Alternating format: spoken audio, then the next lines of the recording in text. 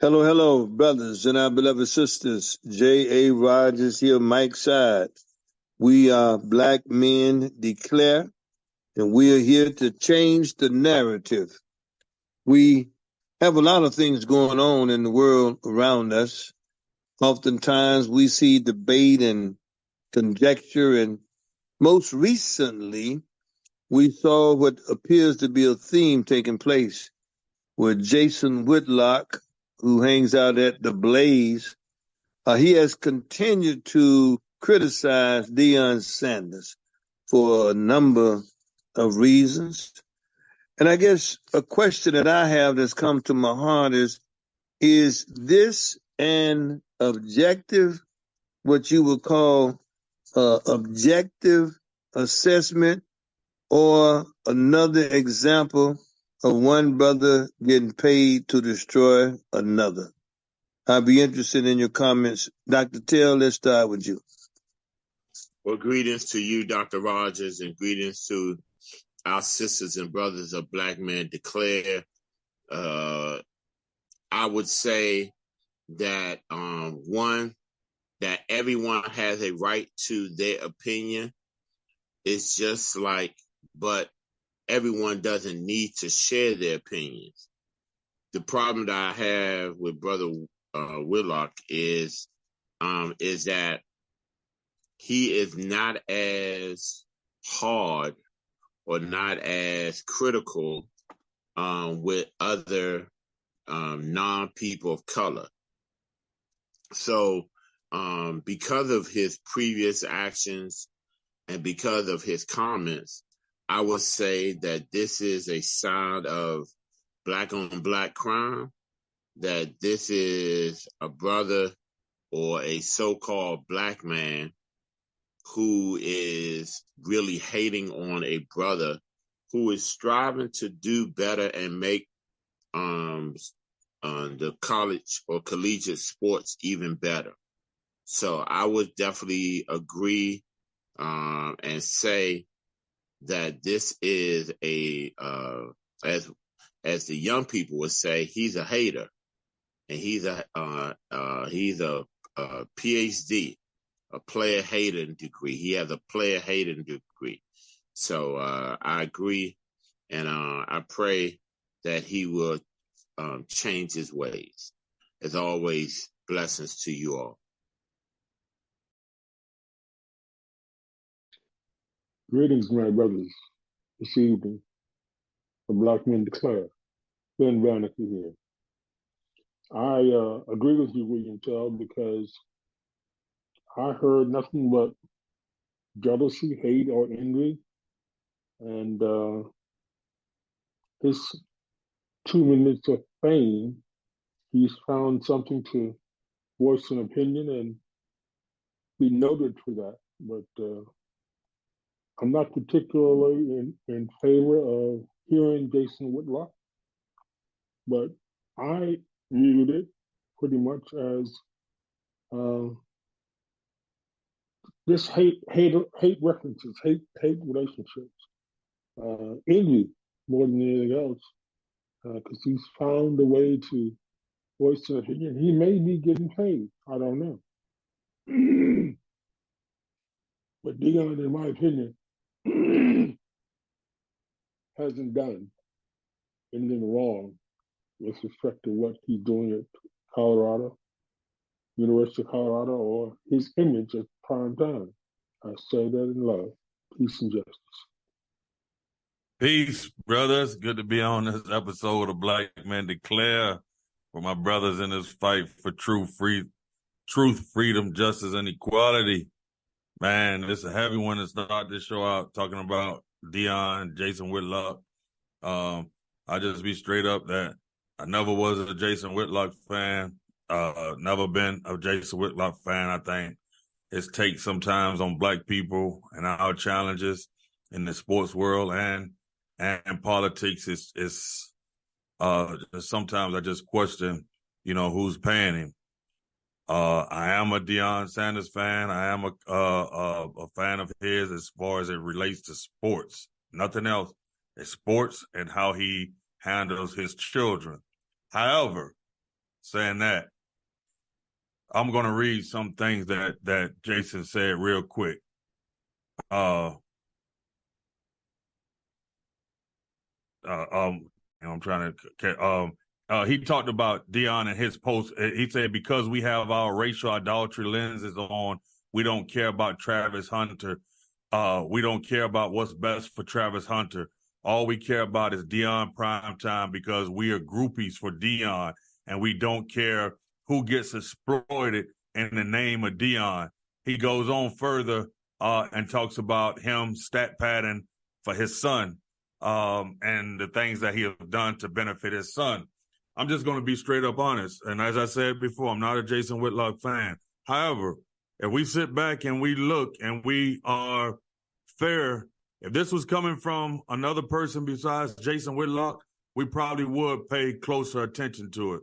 Because in truth, I've said this before, some of the things that Deion Sanders does, in my opinion, as a person who has played college football, who has played sports, who coaches young ladies in sports, some of the things are just, you just don't do. You just don't, just don't do. But because we so much love and enamored by Deion Sanders, we have a hard time being truthful. And I have a problem with us if we can't take off those lenses that Jason Whitlock said. And again, he said some things, man, that are just not in the best interest of black people. And for him to voice this on these shows, to me, is not in the best interest of black folks either. But I cannot say that some of the things that he said are have some level of truth behind it. Do I think Deion Sanders cares about his athletes? Of course I do. But do I think in the end that Deion Sanders cares about himself and his aura? You're absolutely right. History shows us that. And we'll be fooling ourselves to think anything different if history didn't show us from Florida State to Atlanta Falcons to San Francisco to Dallas to Baltimore to Washington, if we think that somehow Deion Sanders is not sometimes about himself, we'll be fooling ourselves. Peace, family. Very, very true. Very true. Who is Whitlock?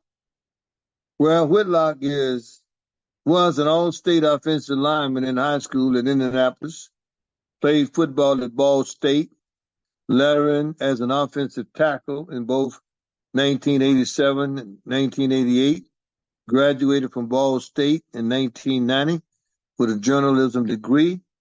He is now considered an award-winning journalist, TV personality, radio host, and podcaster. Now, doesn't give anything about his personal. I don't know if he's married or if he has children or anything like that. But at the end of the day, I would agree with Denmark. There are certain things that you just, even if you have an opinion of it, you just keep it to yourself. Because we already deal with so much targeted, programmed, projected, structural, systemic, opinionated racism. And we don't need to add to that formula, to that recipe. I mean, you could have an opinion, objective assessment of someone and leave it at that. You could leave it at the football level. But when you start speaking about a person's belief system, how they're not a Christian, or if they were not a Muslim, if they were not a Judaist, if they were not a Buddhist or Hinduist, whatever it may be, you're stepping out of bounds then, because that ain't your business. That's their business. And so I find that difficult to deal with. And when you start talking about how someone is raising their sons even, and again, I don't know if he has children or been married, because what I read on him earlier, I didn't see where there was a queen or where there was, offspring, that kind of thing. Because the other piece I believe is that right, wrong, or indifferent, if you have not been married or if you don't have children, there are certain things you can't criticize. You can only say, I want to give you my opinion based on what I think.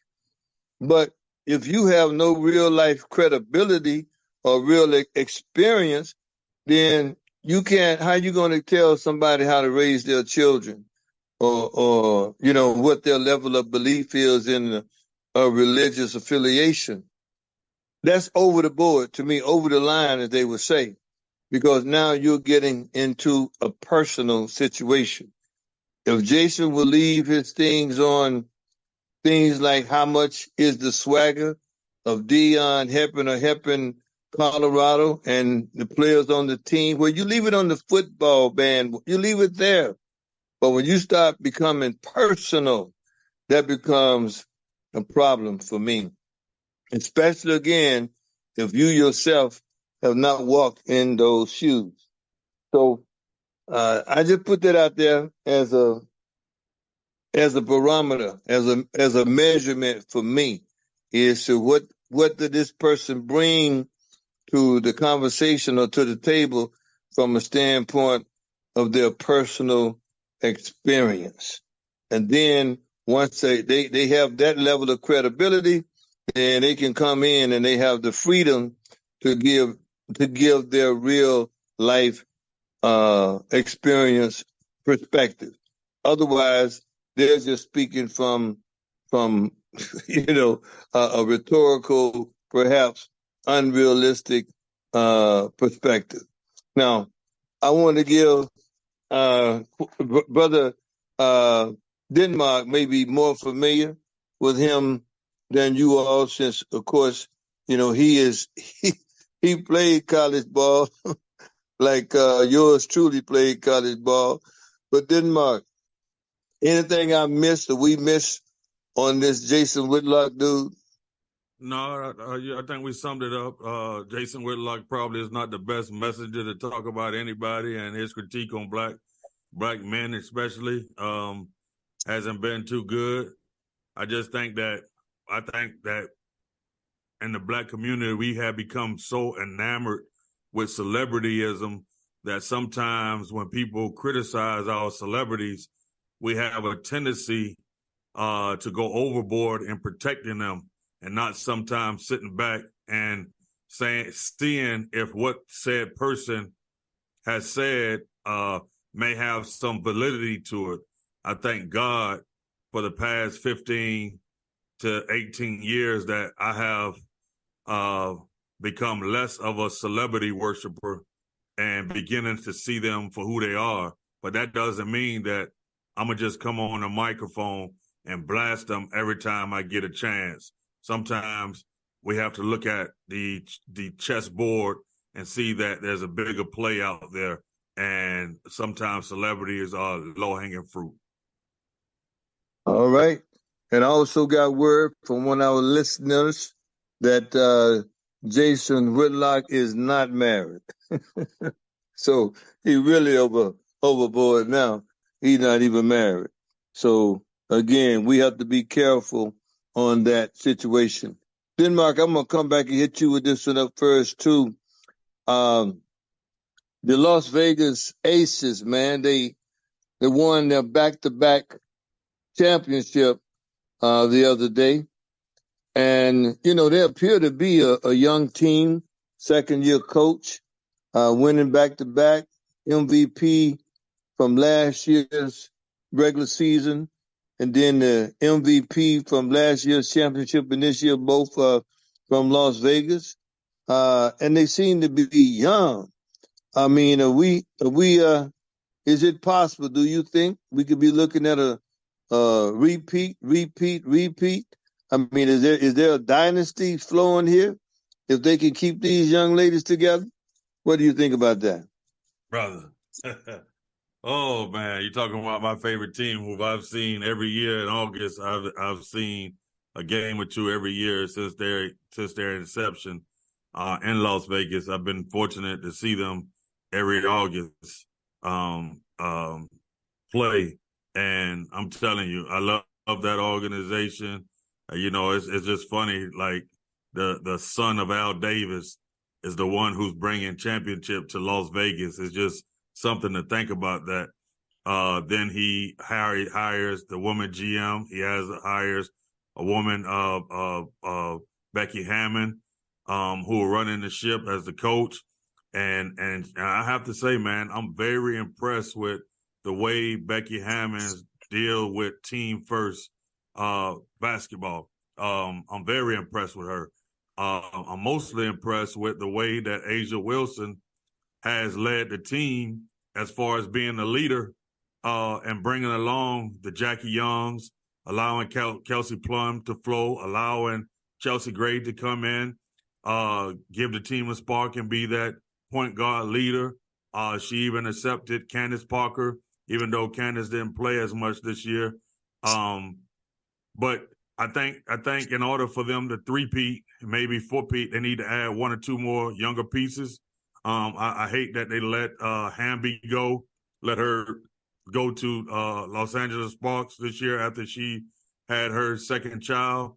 I think that was a good piece for them for the future, but they're going to have to find one or two more young pieces, man. But I'm telling you, that organization, and if you hadn't had a chance to look at their practice facility, it just shows you that Mark Davis is truly invested in the future of this team. Their practice facilities set the standard for women's basketball. It's a beautiful facility that opened up this year in Las Vegas. And I just think they're prime, man. They kind of remind me of watching Houston Comets in the 90s with Cheryl Swoops and Tina Thompson and Cynthia Cooper. That's how long I've been watching women basketball because I love the Comets, man, and I just see these aces as a rejuvenation or second coming of those Comet teams that they had, man, and they didn't give A'ja Wilson the MVP this year, and I heard a person say today that they think that the WNBA just wanted a different face because she was getting all the accolades, but she came out and the way she balled, and everybody was trying to put Stewart on that level. I'm sorry. I've said it for the past 3 years. When it came to A'ja Wilson, Stewart didn't have nothing on her, and it showed. And matter of fact, they said today that a couple of the WNBA officials, and Plum actually is the one that said it, like, they're not even a team over at Liberty. They're more individualistic players, and Aces never played like that. I've never seen them play where it was me first. It was always team first. Do what's best for the team. And when you have a team like that and players like that, the future is bright if they can stay healthy and keep them together. All right. Dr. Till. Well, greetings to you, Dr. Rogers, and to all of the sisters and the brothers, Blackmen Declare. One of the things that I have noticed that in this year compared to previous years, the imagery of the WNBA, that they are beginning to be noticed even more. Their athletes are better trained, and I have to be honest, a lot of the women basketball players are just as good, if not better, than half of the men. With that saying, you never know what might happen. The chemistry right now is good, and to hope that the chemistry can continue to be as good for a three-peat is really up to the GM and the president of operations. So we hope to see them continue to do well, and we hope to continue to see the rise of the WNBA. As always, blessings to you all. Greetings, my brothers, listening audience. Ben Banneker. Just would like to just congratulate the Aces. Um, and our organization that looks like it's set in place from top to bottom. I was most impressed with the guard play, and you lose one of your primary players on the team, and you still ball out. That's impressive. And I noticed the symmetry and the people in the audience, the ballers in the audience, and the celebrities there. I saw Dawn Staley one time that she just got all into enjoying Asia Wilson ball out. I'm impressed. I'm excited for the WNBA. I think it's a it's a good move for the team, for the franchise, for the sport. I am not in favor of some of the other teams, but I like what I saw with the WNBA and the Los Angeles Aces. So I think that there may be a phrase or a stance that, like Dr. Rogers said, that need just a few more pieces to solidify, uh, to store up that bench. They got some tattooed girls out there, but they got some young ladies who seem to be all girl, all women. So however it goes, I'm just excited. I like the I like the potential and the possibilities. So I'm increasing the brand of the WNBA. Peace. Okay, Dr. Ben, it's Las Vegas, not L.A. Just a little Freudian slip, but I believe that they can, with the addition of a piece or two, because you can never have too many excellent players or great players. And Denmark said something, that team consciousness. And I could see that difference in New York and Las Vegas, doing these games. Now, mind you, these are the two best teams. They were the two best teams. And so it's befitting that the two best teams should be playing. However, when you looked at the teams and you look at the style of play, really totally different. I mean, New York, they looked for certain shots, but if Brianna got the ball, I mean, she could have had the green light too now. They could have just gave her the green light. But once you're not hitting, then you need to be looking for somebody else. I mean, she was something like, I think she scored 10 points or something, maybe. Barely getting in the, that's just not Brianna Stewart, typically. But we got to begin to look at this WNBA and for what it can do if, in fact, it wants to change its image. And I'm hoping and praying that that's what we're going to see and that they won't come up with a program to do anything that would stop the Las Vegas Aces from three-peating. Now, there are people always saying, thinking and believing that some of this stuff is rigged. But I'm just tell you, I love watching a team that plays unselfishly. And I'm biased, albeit I admit it on some of the players, Jackie Young and Asia Wilson. I mean, I'm biased on those two, I admit it, because they come from championships. They're championship stock. And when you're a championship stock, you think different and you play different. And I think what they've been able to do, they have been able to share that mindset, that championship mindset that is so critical. I mean, Plum, I mean, she been around a lot of brothers and sisters playing some ball because she can ball. She can outright ball. I don't think she is as good as all around as a Jackie. Now you take Chelsea Gray, my goodness, off the chain. I mean, she got some bad wheels, some bad looking wheels, but you cannot deny the fact that she can ball. And she got extremely high intellect. You know where she went to college over there on the East Coast in that 4-letter school. She can ball. Asia come from, won championship, national championship. So you are talking about that group right there. And then look at it. The person that it seemed now in hindsight that didn't want to play team ball, Liz Cambage, right? I don't know what happened, all the details of what went down, but they got better when she left. And now you bring a Candace Park in the mix, and you could see almost from where she didn't even need to play.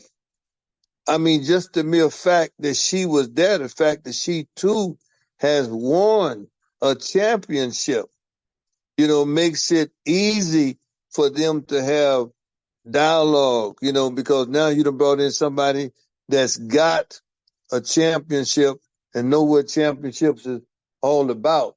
I mean, it's powerful. And now you look at the fact that you're still young. And the young lady Alicia Clark, I mean, she was handling her business on that defensive end last evening. So I would agree that at the end of the day, they have the foundation to be able to three-peat. And Scott Van Pelt, he would use the word last night of dynasty. Now, I don't know if I'm ready to go there yet, but that was the word he used last night, was dynasty. All right, Denmark, anything we missed on this one? Two quick things. Go Firstly, ahead. I forgot about the Liberty and their players that decline not to speak to the media. The organization get fined $25,000, and each player get fined $2,000. So that shows you what type of team they are. But then I find what we're talking about, the WNBA being, appealing.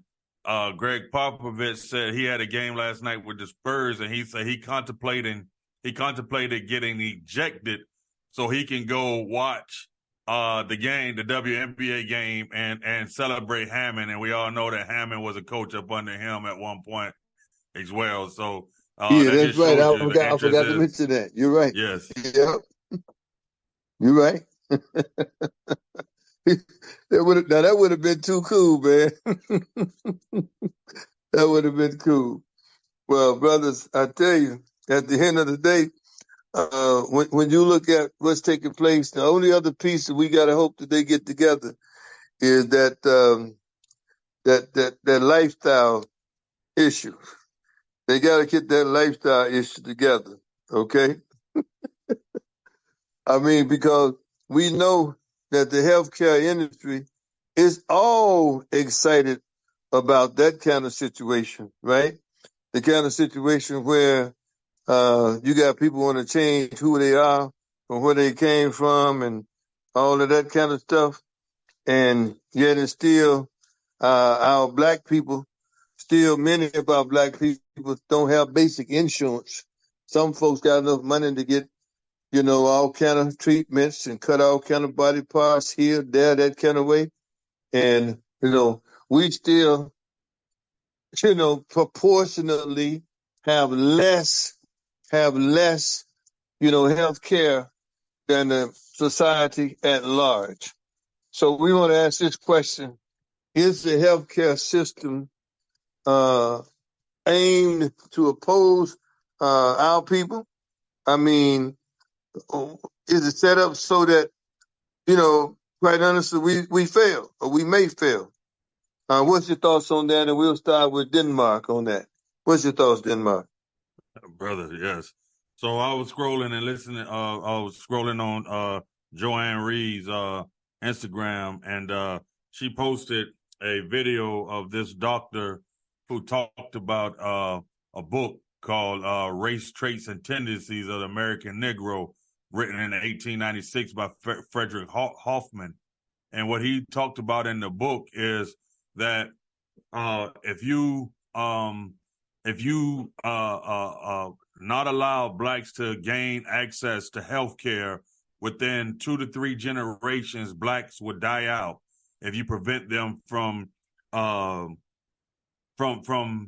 gaining access to health care. And then I thought about it, like, ever since the African Americans were cut, or blacks were left the plantation and entered into the Jim Crow era, and we always been fighting for access to health care, fair access to health care. And I'm just wondering, is this fight a part of a white supremacist system, knowing that if you could continue to deny blacks access to quality health care,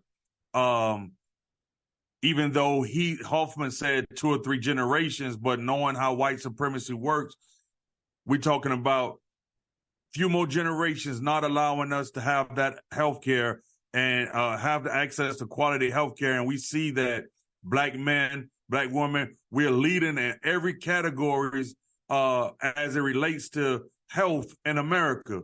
And so my question and my concern is that Hoffman's idea is still well and living in America. And that's why we have to fight so hard to gain access to healthcare, and why a country like America, who is on the top of their game, don't have free healthcare for all, where some lesser nations have free healthcare, like Canada, like Cuba. They have free healthcare, but we're talking about America, one of the greatest nations on earth, but we're still fighting for healthcare. Is it because the white supremacists that run America know that if they could continue to deny us that opportunity, that eventually it would take root and we would die out, we would become sicker, and not able to thrive in America like we have because we are dealing with healthcare issues? Peace, family.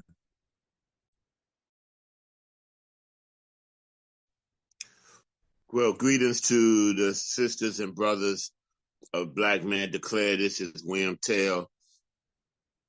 I agree with our brother Denmark. I am, when you look at the totality of history, you see that healthcare has never been a service that they wanted, that people wanted people of color to have. And it's mighty interesting that when you look at even our history, how they always experimented on people of color. Now, I just recently found out that in the 1700s and 1800s and even older, that women used to put these almost like it almost looks like a butt on their outfits so that they could look like have a bigger butt. But in reality, they got that from looking at people of color. Now, we understand that that most people today, because of the cost of healthcare, especially people of color, are now going to other countries to get cosmetic work done and other work done, even dental work done, because it costs so much cheaper there. The only issue is trying to find someone that could provide the same type of service here. So when you look at the totality of healthcare, it is not meant for us. There are a lot of us who have it because of our jobs, but for those who are self-employed, it's a very expensive item to have, but it's definitely necessary. And I don't know about you, but because I get my portion taken out every week for my health care, I try to use it as much as possible. And I would advise that you should also. As always, blessings to you all. Greetings, my brothers, on my family. Greetings to the audience of Blackmen Declare. Ben Raniker. It's been noted by Dr. Tell and Dr. Reese that there is a problem. I do think it's white supremacy. I think that the system is white, controlled by whites. And I do believe that there's a slant in medicine, there's a slant in corporations, that Black people are not at the top of the poll. So they are not considering the health of people of color. And all of the statistics show that we have high blood pressure and we have this and we have that. And I would like to say that Black America is more healthier than white America. We just don't have the opportunities for white America. But what I have a problem with is equal playing field. But that's going to come. I don't know when, I don't know the hour or the time, but it's going to come that everything equals out just because you are a human being. Peace and love.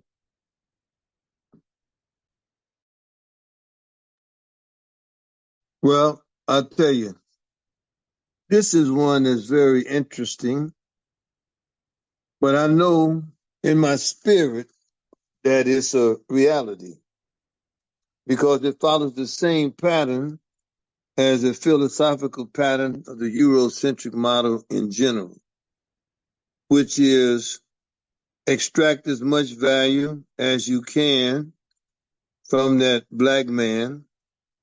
And then once you have extracted his greatest level of utility, then you put him into a situation where he will simply die. If that's by some sickness, some disease, or by the mere fact he not have enough money to purchase insurance and so he can't get medical care. Well, you remember the Tuskegee experiment. So we know that there are situations that we can point to historically where that was the case. But I'm here to tell you, I believe that it is even true, even more so than ever before. If you go to a doctor today, think about it, you could have told them every time you've been there, you're not diabetic. What do? They try to tell you you're diabetic. You could go and one doctor may say to you, why don't you take this particular medication? You don't have this, but gee, now looking at your family history, this may be a way you could prevent it.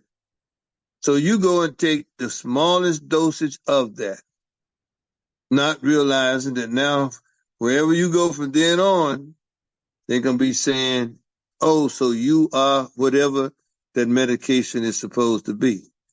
Oh, so even if you're trying to be proactive, you this. Now, the problem is that so now you go somewhere and somebody says, well, you probably need to, that adjust and increase your dosage. Adjust and increase your dosage.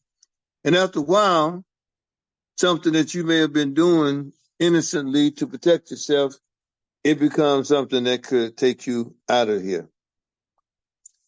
People tell us to take aspirin, 81 milligrams of 325, good and bad.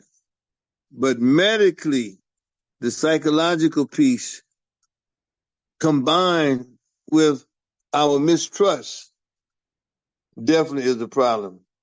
You also look at the fact that over almost 11% of blacks are still uninsured today, while the number for whites is about 6.4, 6.3, something like that.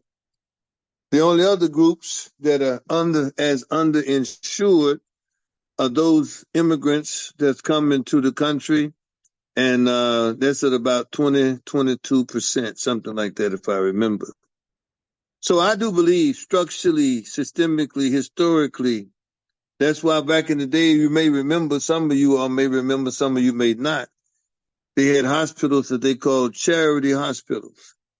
And one of the things as a young person growing up, you learn that when someone say, well, where are your parents or where are your people, you didn't really want to say the charity hospital because, that was a hospital for those that basically had no way to go to the regular hospital. So it's psychologically, mentally, spiritually, financially, it's been that way.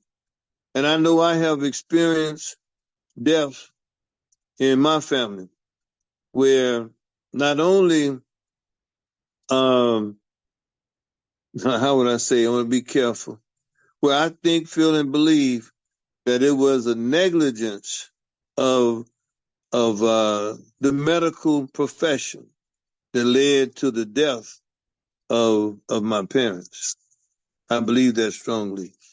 So yes, brother, I do believe it's been that way for a long time, and it's very disheartening. But if I left anything out, then Mark, come on and share what that may be, or if any of us left anything out. I think healthcare should be one of those issues that is packaged in the reparations bill, and not just healthcare broadly, but healthcare by quality Black doctors, and also alternative medicine should be one of those things that's packaged in this reparation bill when we start talking about reparations. I agree 100%. 100%. Well, man, talking about reparations.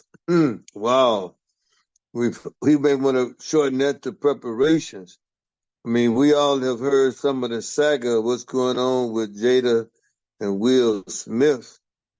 And the other day, she had an interview that she said they hadn't been together since 2016. And I mean, I guess just revealed a whole bunch of stuff that, everybody shaking their head out and saying, what's happening? It's one thing to like go back and find yourself some kind of way, but what happens when a person just do that and just expose too much? Because some things are just too personal. But Dr. William Tell, do you think in this latest situation with Jada and Will that she went too far? Greetings to you, Dr. Rogers. Yes, I would agree that in her trying to tell her truth, that she, by her exposing her truth, she was actually hurting somebody that she claims that she loves. And though she's not in love, she claims that she loves him and that she is committed and that divorce is not even an option. She has said on many TV shows recently and writing her book that she understands that she has to and she will always be married to Will. But I found something interesting. I've realized that Will Smith's ex-wife got divorced from her second husband, I think a year before they started having problems.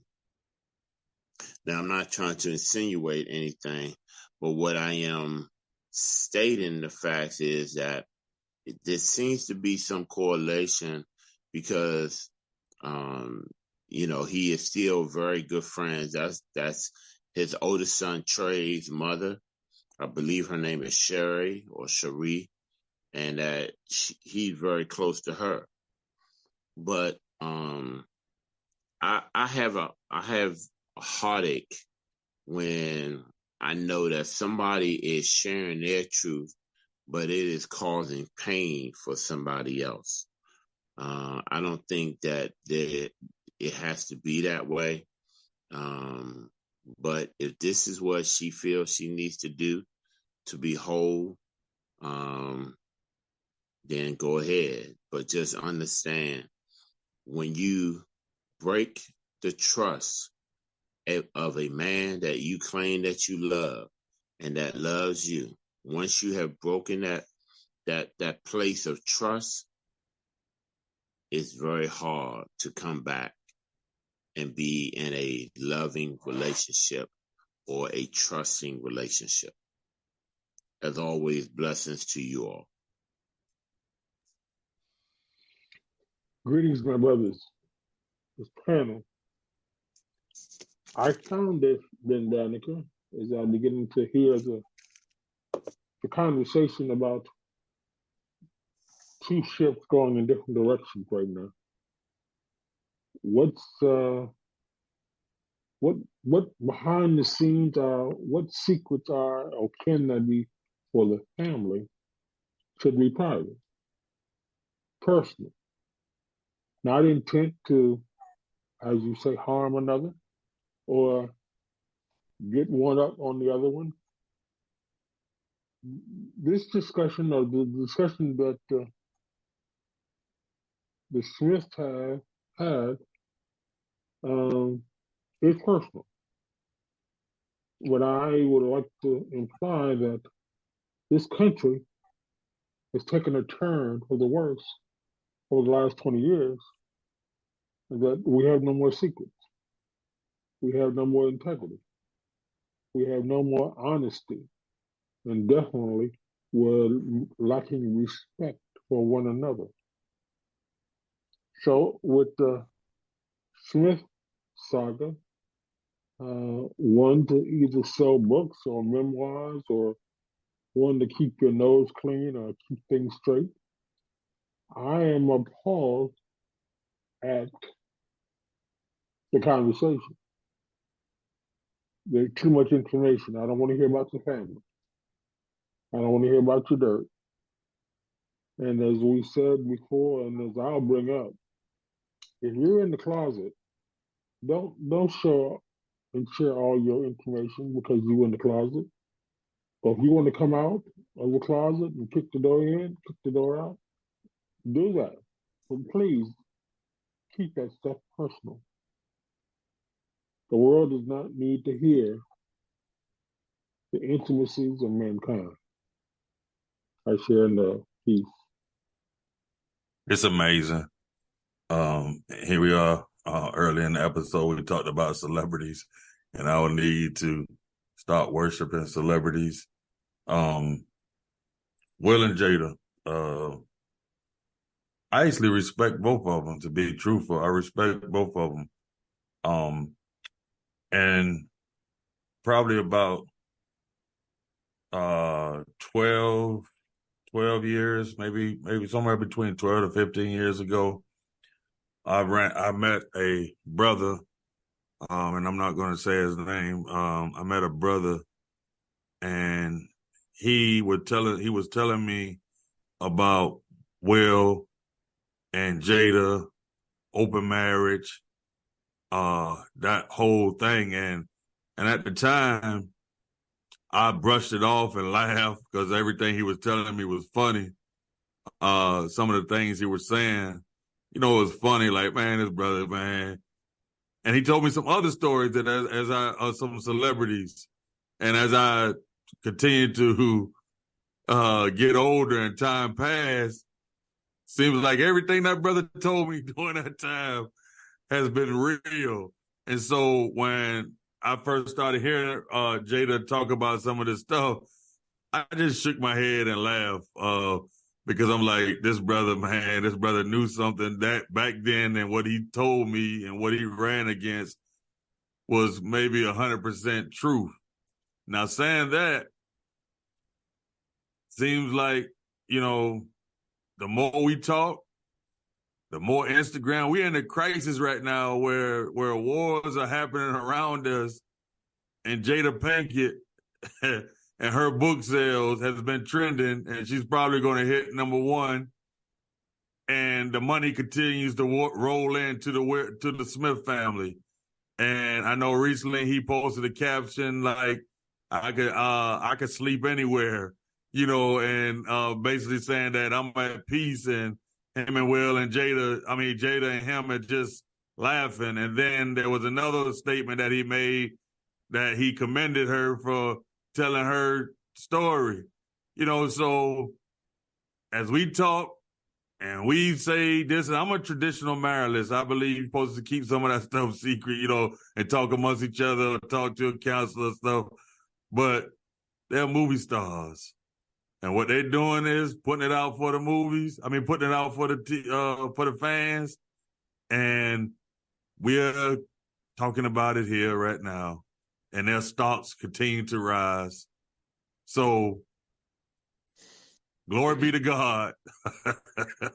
Glory be to God. And that brother, if he ever listened to this podcast, he knows what he told me. And I say, brother, you're right. I shouldn't have called you a liar at that time. Peace, family. It's so very interesting. You can see the diversity in all of the possibilities that exist, all the way from, we have a Dr. Till mentioned about if something is going to bring him joy but bring pain to another, then he does not want to do it. That's a beautiful perspective, full of love and compassion. And then we get down to Denmark sharing a possibility that, hey, we just getting played because there's money to be made. And you see from the same situation, the same reality, that the interpretation of the possibilities could be diabolically different. It's probably somewhere, who knows, with a blend of both at the end of the day. But that is the world we live in. We seen the reality TV host that said he was a billionaire become a president. Almost anything. And what can you say is not possible? Is there anything we could say that's not possible? If somebody say to you, I'm going to do this or I'm going to do that, you better at least lend your mind to the possibility, because there's nothing that has convinced me that whatever this mind can conceive and believe, it can achieve. And so that means I'm going to go out there now and I'm going to get myself healed or whatever. Because it could be a combination of both. You're having a conversation and you say, wow, I'm going to do this. And somebody says, wow, do you know what that'll do? That's going to make this happen. That's going to happen. It's going to create this kind of talk. You're going to go around to this and that or whatever. Man. And at the same time, that's going to be like dumping your load. Wow. Man. Hey, y'all. At the end of the day, it's all about getting that right message at that right time, at that right place. And we have to accept the fact that everything that's been said is on point from all points of view. And that's why we always need to have that Black Man Declare perspective. But Denmark, you want to share any closing comments? No, I'm just laughing and shaking my head, brothers. Dr. Till, Dr. Till, any last comments? Yeah, I really feel for Will Smith because of the fact that this is very embarrassing to him. And then to recently make the comments that I feel like Tupac Shakur is my soulmate, and you never married him. It's just very embarrassing, and I pray that Will Smith will be able to grow from this and move on and do whatever God has called him to do. But again, I just see him being embarrassed, and I feel for him, and just know that I don't see how he would be able to reconnect back with her. Okay, you feel embarrassed for him? I wonder how you feel embarrassed for the President of the United States of America, President Biden. He went over to Israel, and I mean, I think he had no choice. I'm sure he had no choice. But the question I like to know, Dr. Tell, I know you got inroads on the DC area up there, but what did President Biden accomplish by going to Israel? I would say pretty much nothing. When you look at all that he has done, and all of the money that him and the other government politicians have given to Israel, supposed to be in the name of peace, it was just a waste of time. I thought they really was after the bombing of the hospital. I thought while they was in midair, they were going to turn around the Air Force One and just bring him straight back home. But he decided to still continue and to meet with a different group of people. What I find interesting is that the media said that this was the first time that a president went through wartime. And I found that interesting because it seems like Israel has always been at war with one person or another. And so, and what the media is saying is trying to make it sound like all of the world is in war. I would say he didn't accomplish anything, or let me just say he didn't accomplish anything significant to people of color. So, as always, blessings to you all.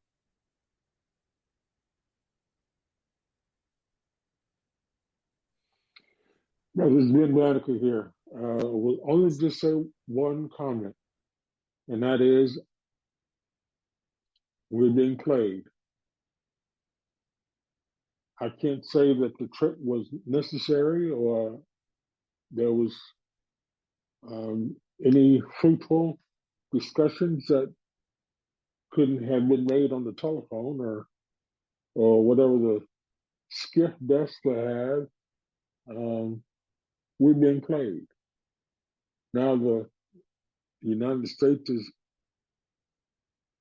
I think they're saying that they're going to send 100 mil and weapons in cash and guns to Israel or to fight the Israeli war.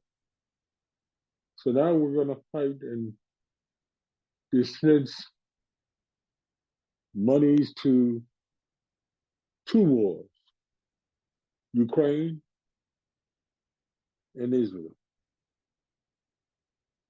We don't have that much money left in the coffers.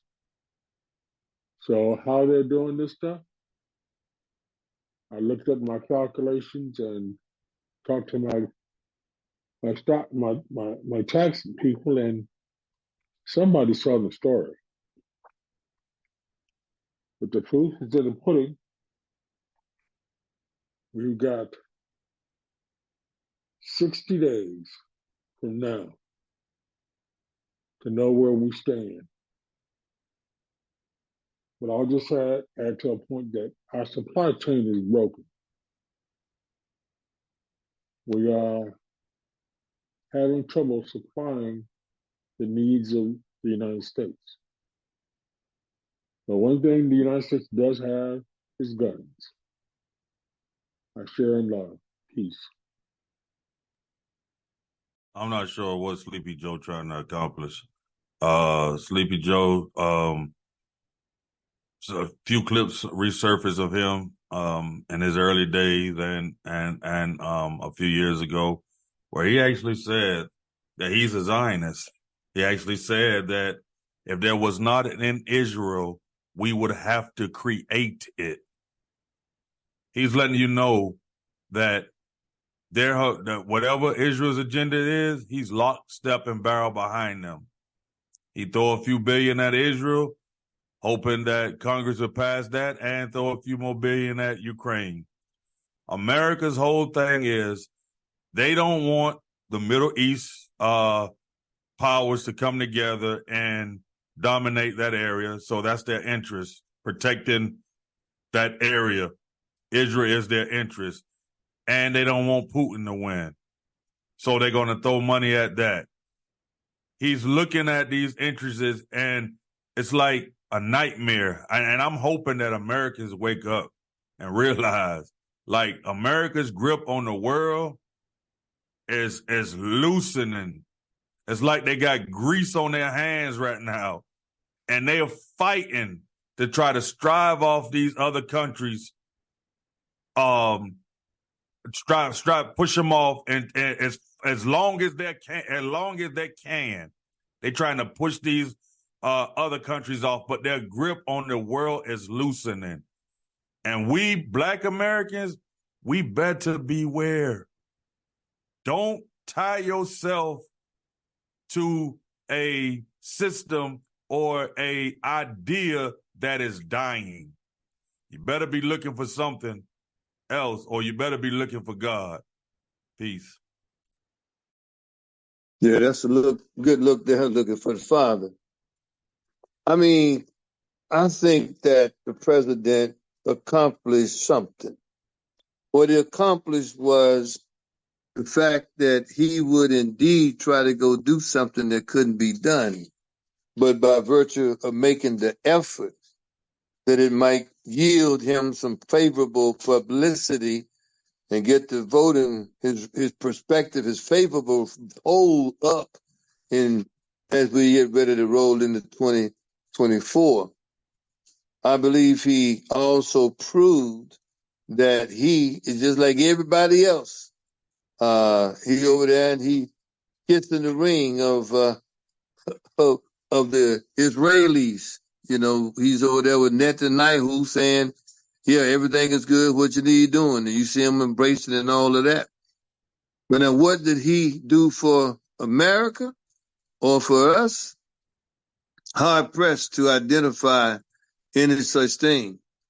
And it's shameful that someone that has spoken the way this dude has, we got him on record. And I know everybody say, well, people can change. Well, that's true. People can change. But you still have to remember also the foundation from which they came. Because there were some things this dude said, 40 years ago, that they're foundational in themselves. And I really do believe that now in his 80s, he's seeing the light, so to speak. But he's still got a thuggery in him, but he's seeing the light. And he's got this double-mindedness. And you know what the words say about double-mindedness? You're unstable in all your ways. Because see, the spirit of righteousness is eating at the heart of America. And I believe that God is allowing us to see how it eats at the heart by virtue of seeing what's going on with 45 and what we're seeing is taking place with 46 in the flesh. Is that you are seeing right before your eyes.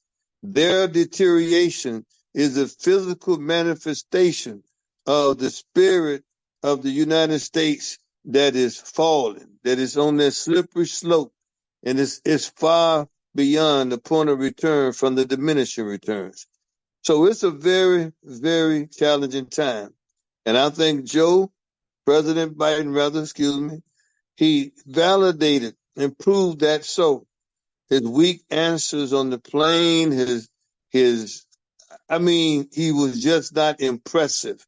And you would think that even though things may have happened, he still would have the power and the capability to, for lack of a better term, command an audience with more people over there than what he did.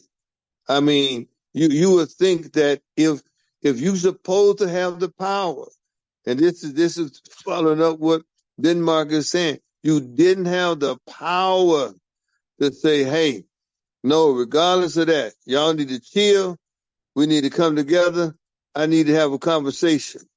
But no, nobody wanted to take that risk because they knew, put it like this, if from their interpretation would be if they did something like that, there would be the possibility the outcome would not be good. I'm not going to say what, but that's the kind of stuff that keep you from being able to really do something, to show that you are the most powerful man in the world. That if you are the most powerful man in the world, you should be able to make something like that happen where no danger will be seen as possible to you. That's what I'm thinking as we close that one down. Any closing comments? Take 10 seconds, 30 seconds on the closing comments on that one. Then Mark, and then Tell, and then Banneker. My brother, I'm just firm that America is losing its grip, and we have to be careful on the things that we support as Black Americans. I would say that in the loom of another government shutdown on November the 17th, we need to be very careful as a government and as the people of this United States. We need to be very careful about what's going on and be aware, and just don't focus on one thing. There's always a sleight of hand going on.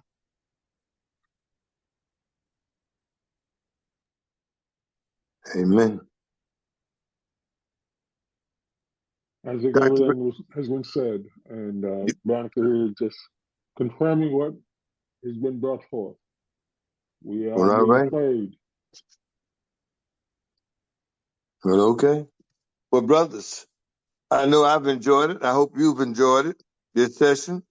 And we want to invite our listening audience, those that have been able to hear, to make your comments known below. Smash that like button, share with someone else, become a subscriber.